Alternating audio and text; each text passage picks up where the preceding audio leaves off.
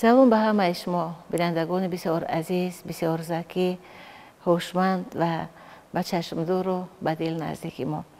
در تهیه و در پیشنهاد گروه ایجادی ما هست این لحظه باز یک برنامه نوبتی واژه‌زار معانی و ما همراه مهمان عبدالفتاح امینوف، نامزد علم‌های فیلولوژی، همزمان دیرکتور پژوهشگاه علمی تحقیقاتی فرهنگ و اطلاعات وزارت فرهنگ جمهوری که ما با کمال احترام دعوت کردیم، با یک جهان اخلاصمندی دعوت کردیم و سپاس که ایشان از پذیرفتند آمدند. تمنا داریم که هر کدام شما در آغوش این وطن آزاده، در آغوش این وطن در همین فصل سال پر از میوه های پخته رسیده با اهل بیت، با احترام گذاشتن در شخصیت یکدیگر، یک زندگی خوب، یک زندگی خوش، یک زندگی بی تشویش داشته باشید بسر. و صحبت خواهیم داشت همراه مهمان در موضوع یک جشن بسیار نازنین، یک جشن اجدادی، یک جشنی که یک زمان در زندان فراموشی افتاده بود و با شرافت و با برکت فضای صاحب استقلالی ملت از این زندان وارسته شد، دیگر عمومی شد، دیگر عالمی شد، جشن تیرگان. و ما امید میکنیم که واقعا هم شما محبت خواهید کرد، باز خواهید کرد در دل رابطه‌های ما و میتوانید که بکشاید محتوای همین مراسم بسیار زیبا، همین جشن بسیار بانفوذ تیرگان. و برنامه ما عبدالفتاح شما خوش آمدید. قبل از آغاز برنامه میخواستیم که تمام مردم شریف تاجیکستان و تمام تاجیکان دنیا رو به این جشن اجدادی تبریک و تهنیت بگوییم. خب شاید برای بیننده، برای اون نفری که این لحظه ها ما رو تماشا میکنند، کلمه تیرگان چندان نوروشن باشد. بله، حاضر میگم سوال میخواستیم پیش گذاریم که تیرگان یعنی چی؟ خب اصلا ما درباره دیگر جشن‌های قدیمه تا امروز با شکرگزاری از استقلالیت دولتی جمهوری تاجیکستان با دستورهای به واسطه اساسدار صلح و وحدت ملی پیشوای معظم ملت محترم ولی رحمان البته درباره سه جشن دیگر معلومات کافی و دسترس داریم، مثلا جشن نوروز، جشن میرگان، جشن صده و امروز که به طریق رسمی بار نخست است که برای خط جشن آراهای یعنی قانون جمهوری تاجیکستان درباره روزهای عید است، برای خط جشن آراها باز یک جشن قدیمی مردم تاجیک یعنی جشن تیرگان هم وارد شد. خب اصلا نیاگان ما 4 جشن بزرگ داشتن که در سرگاه همه جشن ها می ایستاد. مثلا جشن نوروز جشن احیای طبیعت باشد و مربوط به خاک است. یعنی عنصرهای بسیار مهم است اینجا که ما باید همین چیزها رو، همین نعمت های خداوندی رو باید احترام و ارزش گذاری کنیم. یعنی احیای طبیعت است، خاک است. و باز جشن دیگری در فصل زمستان داریم که مربوط به آتش است که اونجا هم آتش یک از رکن‌ها، یک از معجزه‌های اساسی خداوندی است که برای انسان آفریده شده است. خب در فصل تیرما باشد جشن دیگری با نام مهرگان داریم که این به پخته رسیدن حاصل زحمت دهقان است که اون رو هم جشن زمین هم که باشد تا یک اندازه جشن باد هم گفتن ممکن است. اما جشن باد البته وقتی که ما در مورد جشن تیرگان حرف میزنیم، این جشن به واسطه ربط دارد به گرمی فصل سال یعنی به تابستان و این عنوان به معنایی که طبیعت احتیاج دارد به آب. یعنی جشن تیرگان جشن آب است.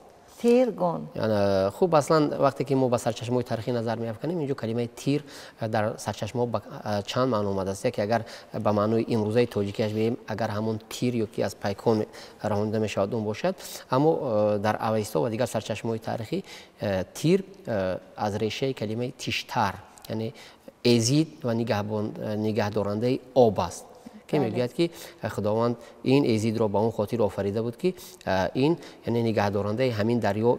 خب در سرچشمه با نام کلمه دریای فراخ کرد است، یعنی امروز اگر بگیریم دریای وخش یا جیهون که ما میگیم همون دریا است. یعنی وظیفه این ازید اون است که همین آب را از دریا گرفته دوباره در شکل ابر و باران به مردم یعنی به طبیعت به نعمتی که انسان کوشش میکند که مثلا زحمت داشته باشد به همون برگردانیدن است و مس در همین شب و روز تجربه میگردد. خب در سرچشمه‌های قدیمه اصلا مثل سالشماری ما خیلی گوناگون بودن و یکی از سالشماری ما همون سالشماری هجری شمسی بود که پیشتر به نام ماهی تیرگان بود.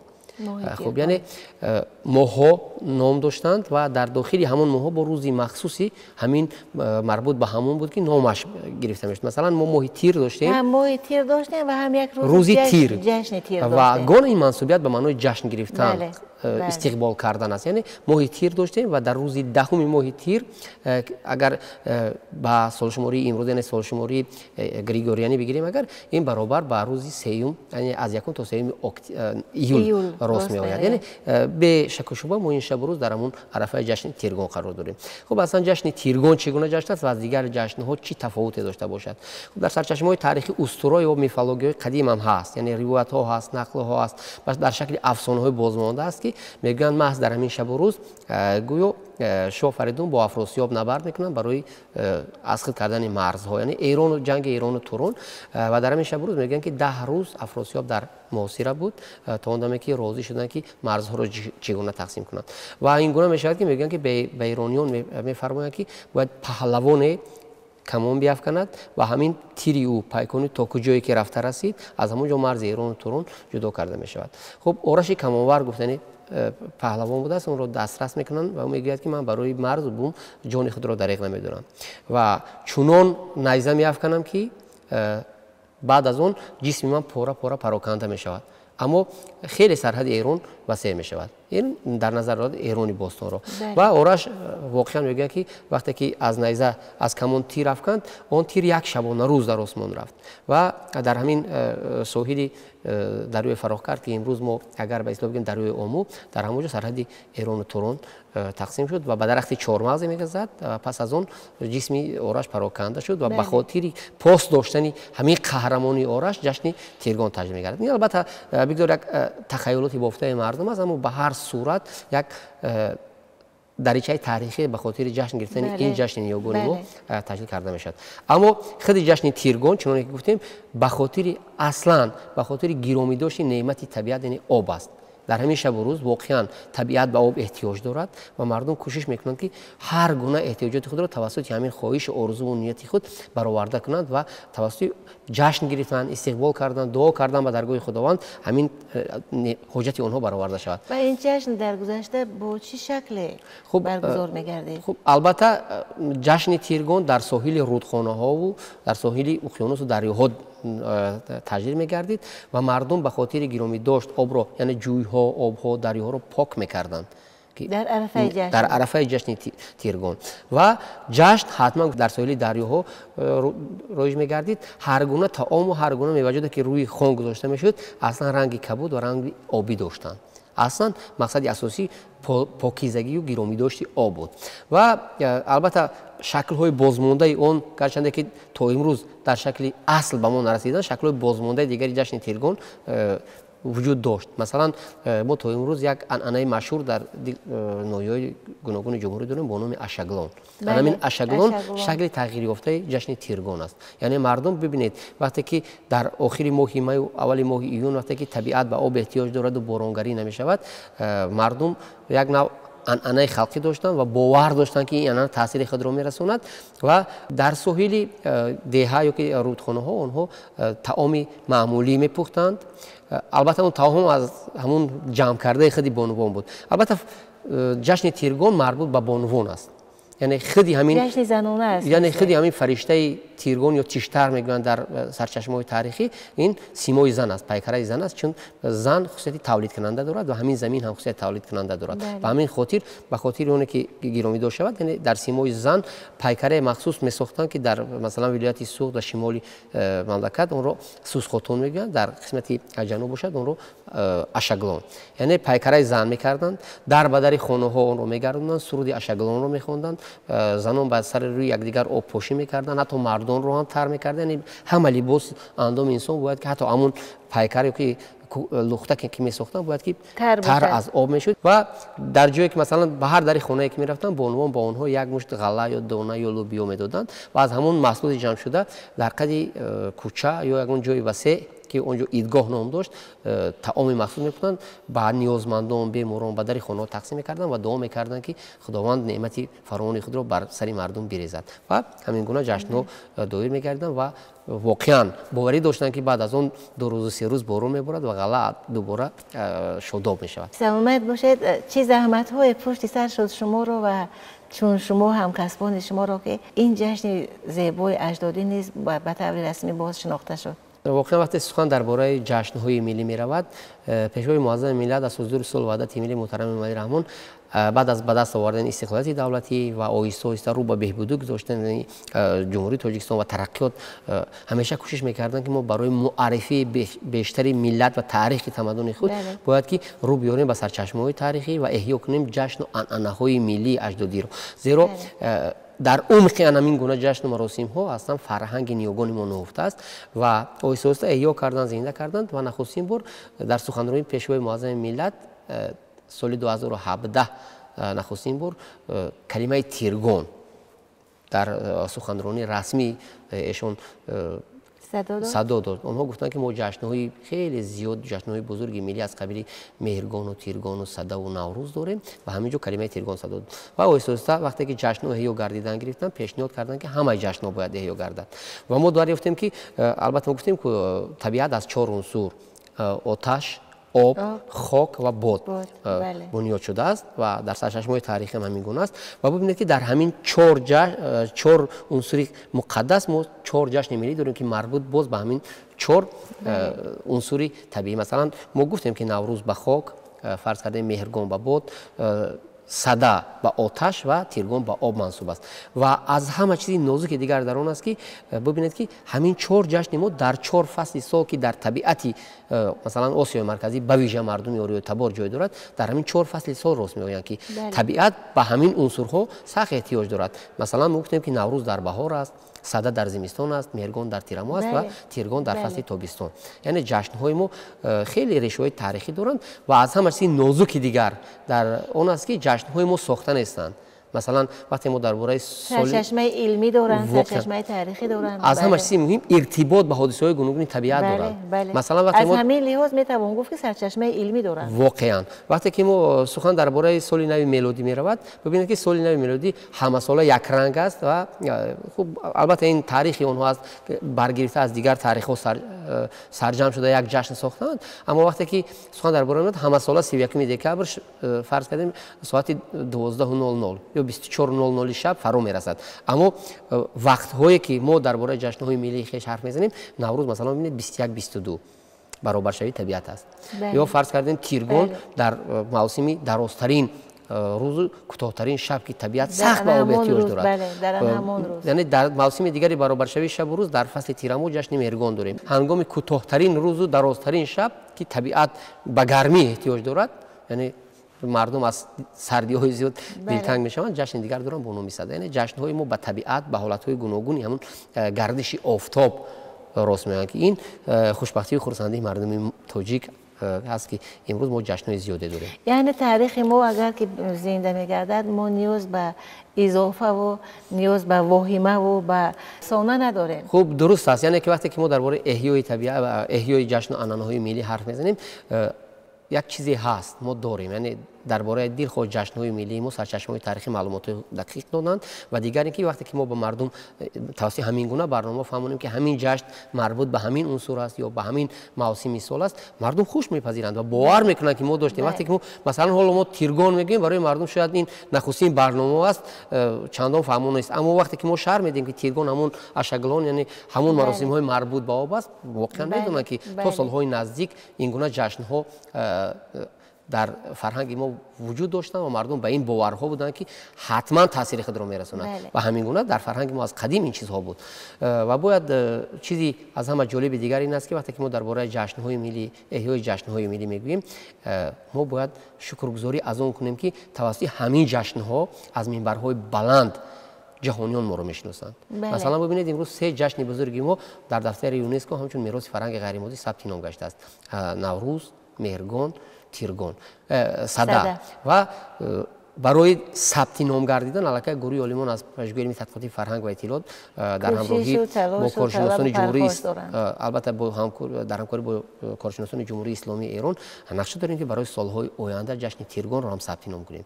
خب البته طلبات یونسکو که همین گونه است که اگر جشن در شکل کامل میان مردم رایج نباشد پذیرفته نمی شود و این سال خوشبختانه با بار نخست در شکل رسمی در باغ‌های پایتخت جشن تیرگان تجلیل می‌گردد و ما در تکیه به مواد همین جشنواره‌ها حتما کوشش می‌کنیم که جشن تیرگان به دفتر یونسکو پیشنهاد شود. بله.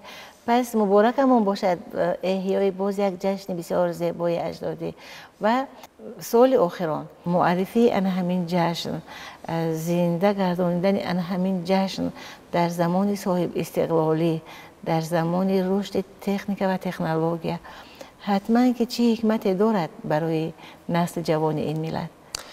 خوب درست قید کردید. اول اینکه امروز ما در درگیری و برخوردهای سیاسی و اجتماعی اقتصادی جامعه جهانی قرار داریم. بله. خب اگر برای معرفی کردن تاریخ و تمدن و فرهنگ خیش امروز ما کوشش نکنیم فردا دیر می شود. در قطار اسخط کردن مرزها از جانب ابرقدرت ها اینچنین اسخط کردن فرهنگ ها امروز روی کار آمده ایستاده است. اسخط کردن شخصیت ها البته طلباتی همون کنونسیون یونسکو همین گونه است که آنها با ملت و خلقیت چندان کار ندارند. آنها با حدود مرزی امروزه مثلا کشورها توجه میکنند. خب ببینید که امروز تاجیکان ما و مردم آریای تبار قریب در تمام دنیا هستند، در تمام کشورهای دنیا هستند و وقتی که آنها مقیم فرض کردیم یا فرانسه یا فرض کردیم پولشه یا فرض کردیم حتی همسایه ما ازبکستان هستند، فرهنگ ما را با خود بردند و آنها هم در همین شب و روزها تجلیل جشن‌ها دارند، عرف و عادت عنعنه‌های ما را با خود بردند. وقتی که مثلا همین کشورها دلخواه عنصر فرهنگی ما رو، جشن و مراسم‌های ما رو از نام خود پیشنهاد کردن، حقوق دارند. اونجا تاجیکان زیاد مقیم هستند و در همین شکل اون رو تجلیل میکنند و برای همین ما همون شعاری پیشوای معظم ملت که زیرکی سیاسی رو از دست ندهیم باید که عالمان و دانشمندان ما باید گرد همین شعارها جمع شوند و همین فرهنگ و تمدن خود را در شکل کتاب‌ها، مقاله‌ها، چنین برنامه‌ها و حتی گفتیم که هر چیز زودتر به دفتر یونسکو برای خطای با نفوذ پیشنهاد کردن که مال تاجیک است و تاجیک امروز با وجود آمده است. تاجیک تاریخ خیلی قدیمه دارد. ریشه های اون مثلا سرچشمه های تاریخی گواه از اون است که حتی مردم اسلاویانی جشن مراسم های ما را به خود گرفته آوردند. همین خاطر یعنی امروز احیا کردن در شکل وسیع تنوع تجلیل کردن و به گوش جهانیان رسانیدن که این مال ما است و این ملت عادی نیست و تاریخ خیلی قدیمه دارد خیلی خوب است و جشن های ملی ما باید که در شکل زمانه‌ای یعنی به طلبات زمان معاصر توأم شود. پیشنهاد شود. مثلا وقتی که ببینید امروز ما در دل خواه باغ‌ها فرض کردیم همون فواره‌های صنعی یا فرض کردیم توسط نوارهای کلان، مانیتورهای کلان مثلا دریا و شرشرها ساختنمون ممکن است. یعنی حاجت به فرض کردیم در لب ساحل به دریا نیست. اما به هر صورت ببینید که در پایتخت ما کلی جوانان داریم که میتوانیم اونجا تجلیل کنیم. یعنی هم از نقطه نظری تکنیکی و هم از نقطه نظری فرض کردیم تاریخی ما امکانیتی وسیعی تجلیل کردن جشن‌های خود را داریم به ویژه جشن تیرگان رو و خوشبختانه جشن تیرگان یک جشنی است که به گوشه فراموشی نرفته بود به شکل پوره. یعنی تا امروز ما وقتی سال گذشته در ناحیه شهر نو وادی حصار سفر خدمتی داشتیم، در اونجا در یک دهه در لب چشمه مخصوص همه ساله یک جشن آبشپی یا که آب پوشی بین زنان و بانوان وجود داشت که فکر میکنم این بازمانده جشن تیرگان است. یعنی در دل خو منطقه‌های کشور دیگر باید که همین گونه هم باشد. در بدخشان کوهی ما مراسم بسیار بزرگ دارن با نام شای برهون، یعنی در ماه‌های تقریبا مای دایر میگردد که اون هم بازمانده جشن تیرگان است. یعنی در عقیده مردم بدخشان کوهی همون شای برهون که گویا یک خلیفه بزرگی این منطقه یک دانشمند روحانی بزرگ بود که با دعای او قسم زیادی کوهستان بدخشان شاداب و سیراب شدن از چشمه‌های از برکتی و دعای او و به خاطر گرامی داشت همون محض در همین عنعنه شای برهون یا مراسم آنها هم جویبارها رو دریاها رو از خس خشک پاک میکنند با خانه های یکدیگر طعام پخته تقسیم میکنند. این هم بازمانده جشن تیرگان است. یعنی ما امروز امکاناتی وسیع تجلیل جشن تیرگان داریم و باید که این چیزا احیا شوند و با مردم پیشنهاد شود و ما میتوانیم. البته که میتوانیم. بله سلامت باشید. برای اون میتوانیم که این وطن آزاده و این فضای بسیار نازنین شکرانه فضای صاحب استقلالی این فرصت و این امکان رو برای ما میدهد و شکرانه که وطن داریم دیگر چی غم داریم، هر نازی که میتوانیم کردن منماییم و هر جشنی که از ماست بار دیگر به طور دیگر به رنگ دیگر باز هم با کوشش ها و با دانش و با طلب و پرخاش ها معرفی میسازیم و در آزادگی وطن با آن همین راه و وسیله، در آباد کردن وطن با آن همین راه و وسیله حتما که سهم خواهیم گذاشت، مثل یک وطندار، مثل که وطن سازی خواهیم کرد. و این حکمت بود که ما از محتوای صحبت شما برداشتیم. و برنامه ما عبدالفتاح خوش آمدید. برکت در کسب و کارتان، برکت در زندگی، در جاه و جلالتان و تمنا میکنیم که از امروز و دیگر تا وقتی که هستید در گلستان وجود صفحه های تقویم زندگیتان، صفحه های تقویم پژوهش، کار و فعالیتتان فقط رقم سعادت، رقم صداقت، رقم خجستفعالی و خیر و برکت داشته باشد. خوش آمدید به برنامه ما. بینندگان بسیار گرامی، در برنامه نوبتی واژه‌زار معانی حضور بسیار مبارک داشتند. اینجا ابراز اندیشه های بسیار بیکر و سبز و سازنده نمودند در موضوع جشن تیرگان. عبدالفتاح امینوف، نامزد علم‌های فیلولوژی و همزمان دیرکتور پژوهشگاه علمی تحقیقاتی فرهنگ و اطلاعات وزارت فرهنگ جمهوری تاجیکستان که اینک فشرده صحبت مهمان پیشنهاد طیب لطیفی شما کردید. پیشنهاد از ما، قضاوت خاطر از شما. یک زندگی پر از خوبی ها، یک زندگی پر از خوشی ها، یک زندگی شاداب، یک زندگی پر از عزت، پر از وقار، پر از خودشناسی و افتخار ملی نصیب ما و شما. تا دیدارهای بعدی.